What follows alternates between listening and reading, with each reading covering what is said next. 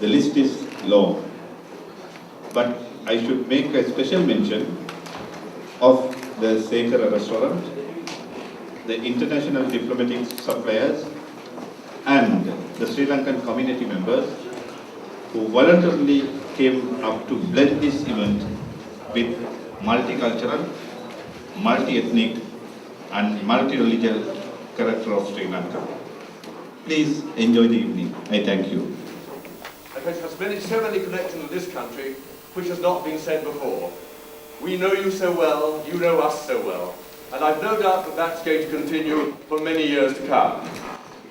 I know that we're also all glad, and I can say this on behalf of all friends of Sri Lanka in this country, that after so many years of difficulty, things now look a great deal calmer and more peaceful, and we congratulate you on that. Nationals of Sri Lanka among you, may I also say this is a particularly good occasion for me to repeat what we said not so terribly long ago in welcome to your new and dynamic High Commissioner here. He is extremely welcome, and we look forward to working with him over the next few years for as long as his government chooses to leave him here, which we hope will be a very long time. And so I hope that you will all join with me in drinking an extremely warm toast to, firstly, the long life, health and happiness of the President of Sri Lanka and to all the people of Sri Lanka.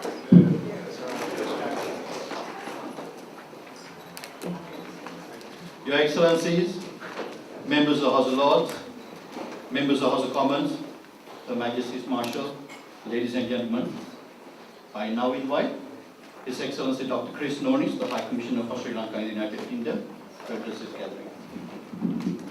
Your Excellencies, my Lords, ladies and gentlemen, and especially friends.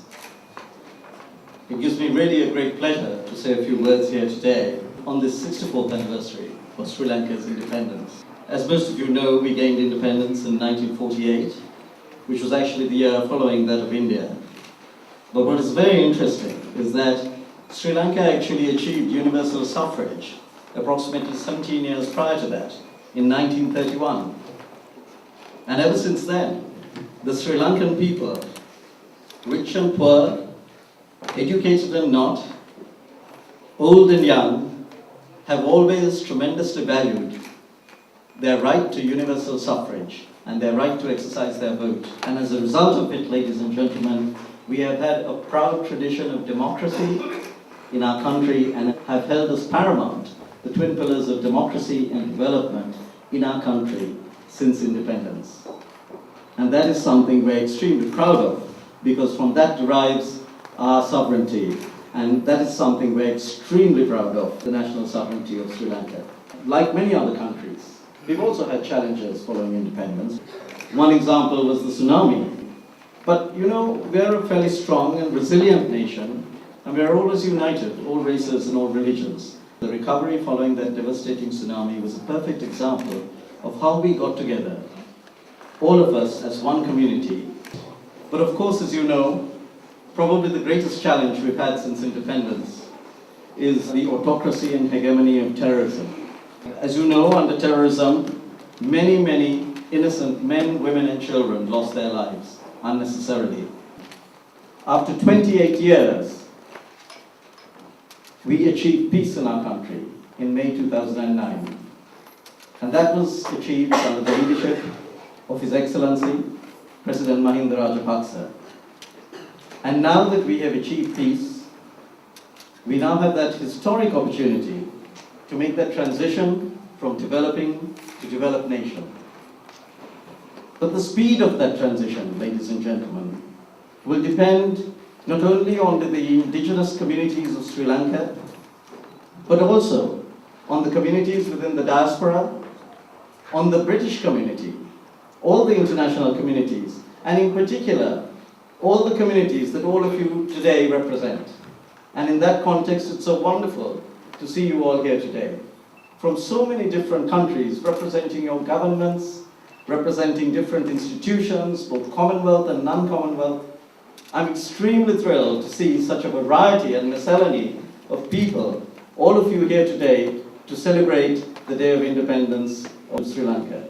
And I think now that we have peace in the country, we have a wonderful opportunity to replenish that reservoir of goodwill and to try and build on it and strengthen it and force new bonds between our countries. I think one of the things, of course, as we move towards peace, the fundamental, of course, is the process of reconciliation, reintegration, and reconstruction. And our country, in the last 2 years, has made tremendous progress in that regard, because we are committed towards building a pluralistic and inclusive society for all races, Tamil, Sinhalese, Muslim and Burgher, and all religions, Buddhist, Christian, Hindu and Islam. We're all getting together as one nation. I myself have visited cadres who were previously terrorists, who are being wonderfully rehabilitated into society. We've seen the demining that has gone on and taken place. There were over 1.5 million unexploded mines at the time the terrorism ended. Over half of those have now been cleared with assistance of the international community. One fundamental of bridging rural areas together is that it is very much in consonance with His Excellency the President's policy of the Mahinda Chintana. It is a pro-poor policy, and what it advocates is growth with equity. What it does is bridge the urban-rural gap and ensure that the dividends of peace will also accrue to all sectors of society.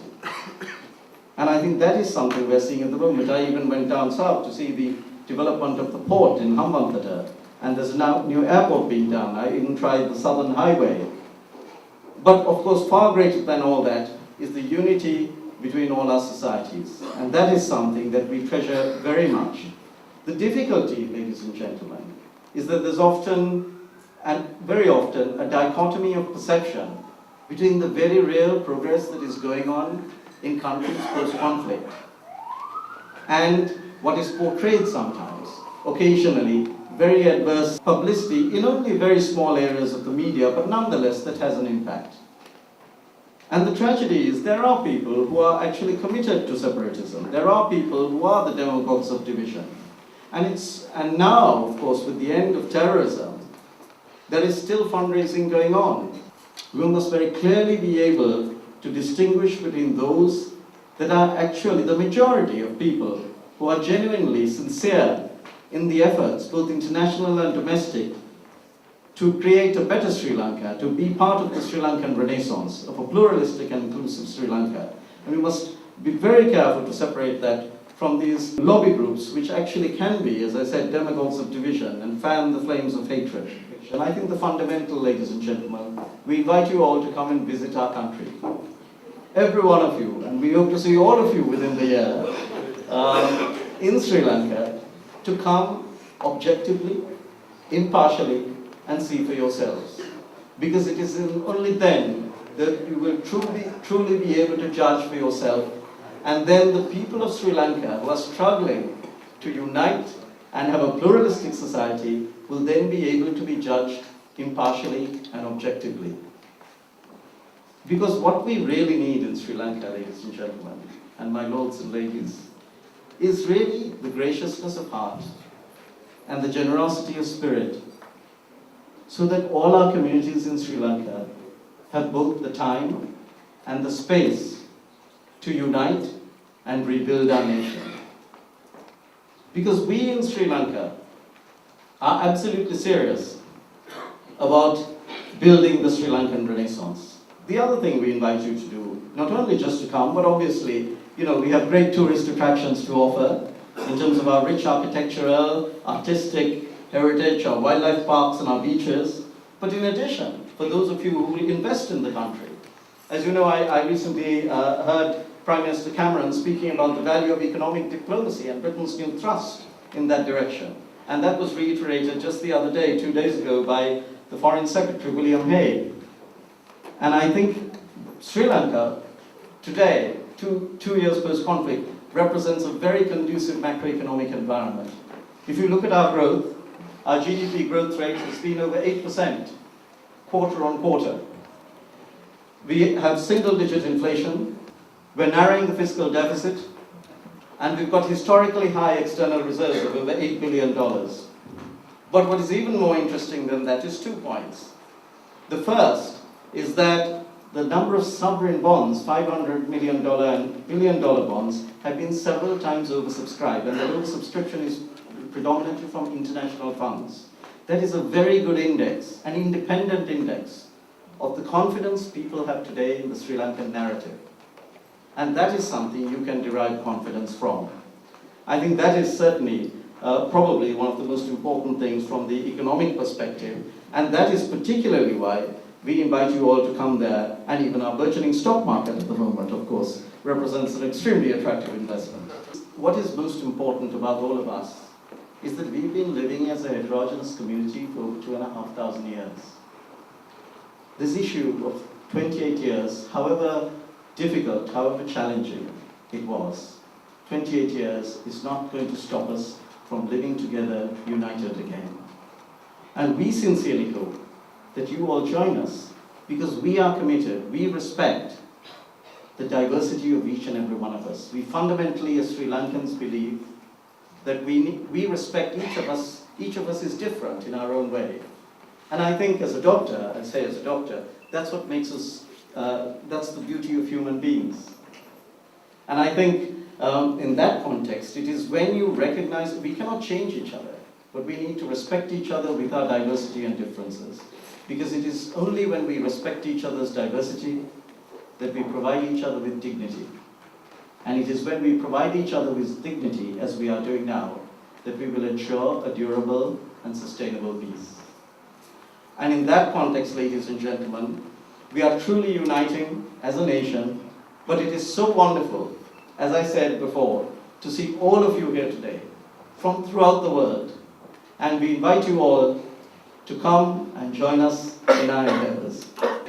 I would like to also thank Mr. Charles Gray, the Marshal of the Diplomatic Corps, Her Majesty's representative, and as you know, we as High Commissioners are actually appointed to the Port of St. James's, so I'm deeply delighted that Charles Gray has come here today and graced us with his presence.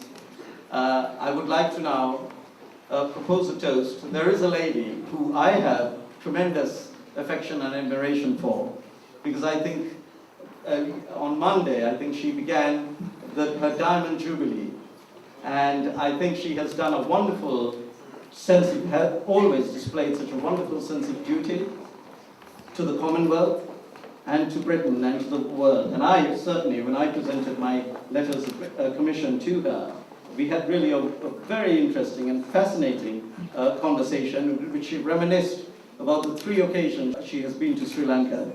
And now that Sri Lanka is hosting the Commonwealth Heads of Government meeting in 2013, we certainly look forward to welcoming not only the 54 heads of state, but in particular Her Majesty and the royal family, and also all of you to partake in Sri Lanka's Renaissance. And on that note, I would like you to all raise your glasses and propose a toast to Her Majesty Queen Elizabeth II. And the people of Britain.